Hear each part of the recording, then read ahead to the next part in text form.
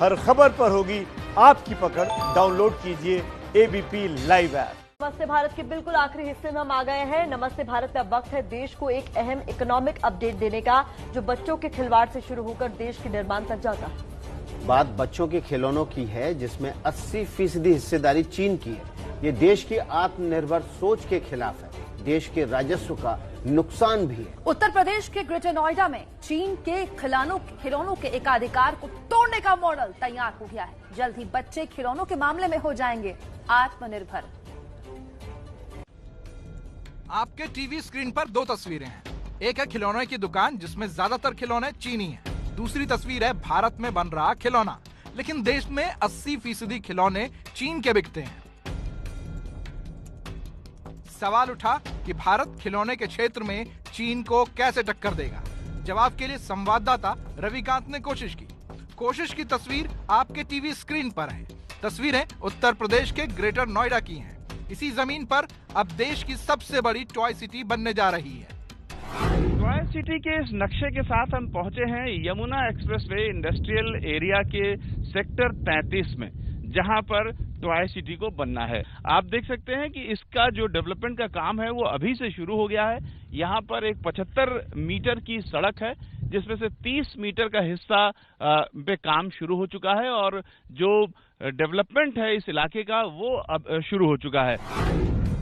Toy city के लिए यमुना प्राधिकरण ने 100 एकड़ जमीन दी है। 50 एकड़ जमीन में 80 खिलौना फैक्ट्रियां लगाई जाएंगी। बाकी 50 एकड़ भूमि को टॉय सिटी के एक्सटेंशन के लिए रखा जाएगा। ग्रेटर नोएडा में बनने वाला ये देश का पहला इंटरनेशनल टॉय क्लस्टर होगा।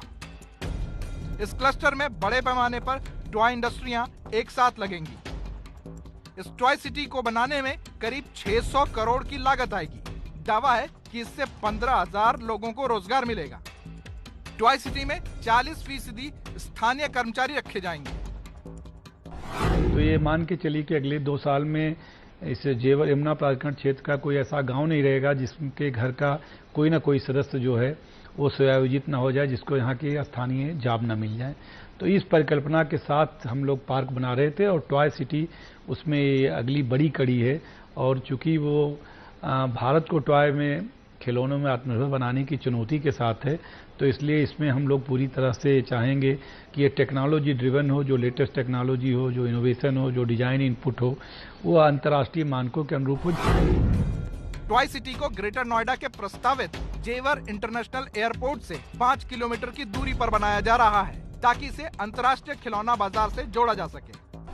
सबसे बड़ी खासियत क्या रहेगी कि सुबह व्यापारी अपने घर पे, चाहे वो चेन्नई से आ रहा है चाहे वो विदेश से आ रहा है, ब्रेकफास्ट करके घर पे चलेगा, एयरपोर्ट पे यहाँ पे उतरेगा, विद इन 5 मिनट्स हमारे क्लस्टर में आएगा। उस क्लस्टर में 1 कप कॉफी पिएगा, 2 घंटे 3 घंटे जिस भी फैक्ट्री में उसने काम करना है वहाँ पे काम करेगा। फिर वहाँ से काम करके आके कॉफी पिए के सीधा 5 मिनट के अंदर एरोप्लेन पहुँचेगा अपने, और शाम का डिनर घर पे जाके करेगा। देश में खिलौना उद्योग का व्यापार करीब 20,000 करोड़ का है। उदारीकरण के दौर में 2002 में केंद्र सरकार ने खिलौने पर आयात शुल्क 50% से घटाकर 20% कर दिया था, जिससे देश चीन के सस्ते खिलौने से पट गया। लेकिन देसी खिलौना इंडस्ट्री की कमर टूट गई। अब केंद्र सरकार ने घरेलू खिलौना उद्योग को बढ़ावा देने के